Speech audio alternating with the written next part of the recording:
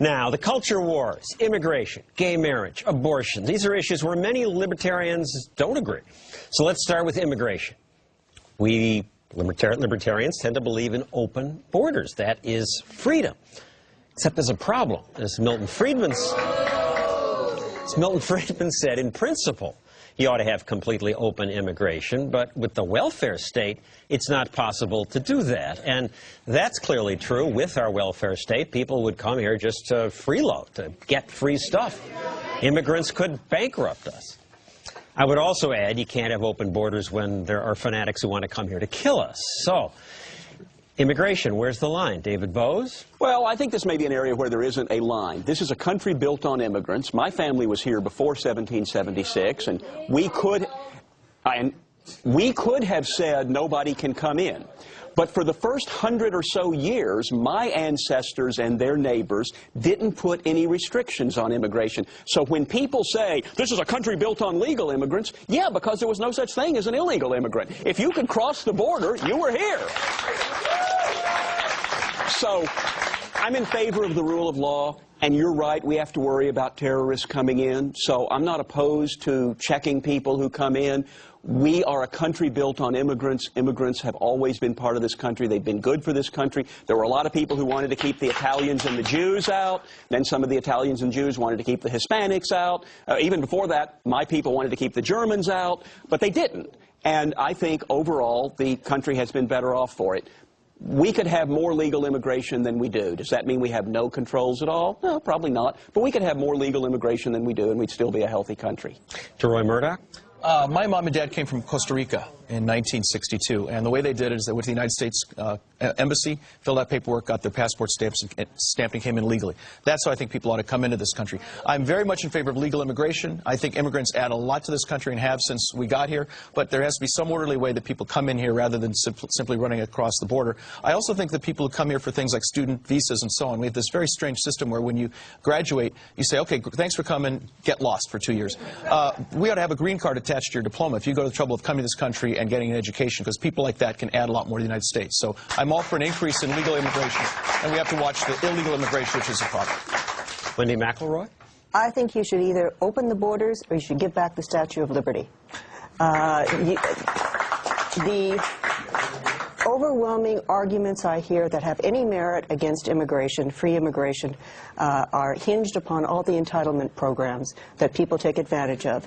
You should be attacking the entitlement programs and not these poor immigrants who are coming over here through the sweat of their brow to make a better life for their children. Frankly, I think that would take about 90% of the arguments away from immigration, and then the rest of the 10% I see a great deal of racism in. If in fact you were to open the borders, I don't think it would have any effect on terrorism at all. The terrorists who came across legally. Right now you have laborers who have no education coming across from Mexico en masse. Don't you think a well-trained, well-educated terrorist could come across any time he wanted if in fact we can't stop this poor illegal immigrant?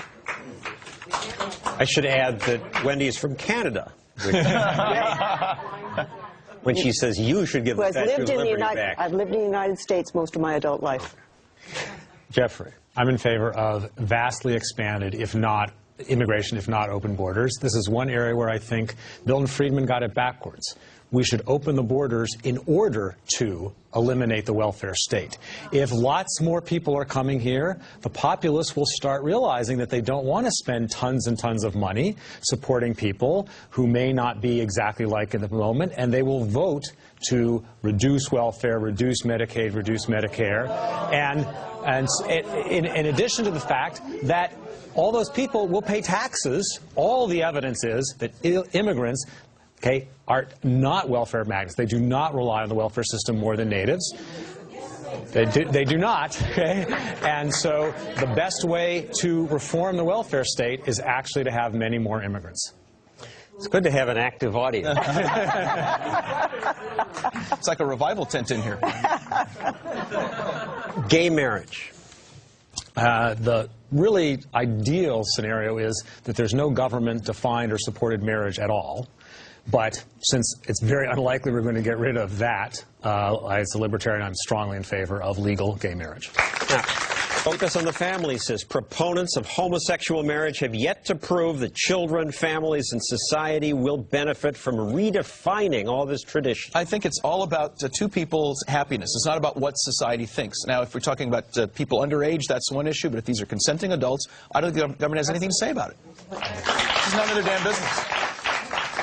President Obama, not in favor of gay marriage. Strong civil unions, that people draw lines.